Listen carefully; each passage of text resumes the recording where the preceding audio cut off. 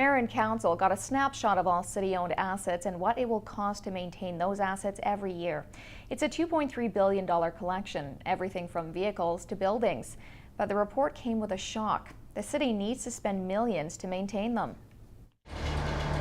2 years ago, the city received a report looking into its linear assets, things that run horizontal, like roads, sewer, water, and storm systems. At that time, we'd identified a number in the range of 12 million for the assets that we had reviewed at that time. There were a number of blanks that were still remaining 2 years ago, and in the interim, we've now completed that table of the assets that the city owns. That number is now moved to the complete inventory review, indicating about a $20.5 million gap.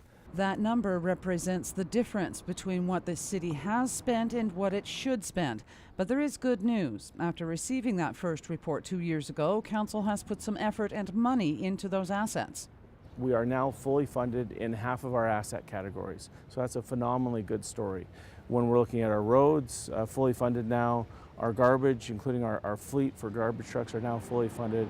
Our water and sewer, both for the stuff under the ground and the stuff above the ground now, is fully funded as of next year. So that's a very good news story. But that's only half the story. The latest report includes the rest of the city-owned properties vertically. We've got a fire hall that's getting really, really old. We've got a Four Seasons pool that needs some significant work, or maybe we do something different completely.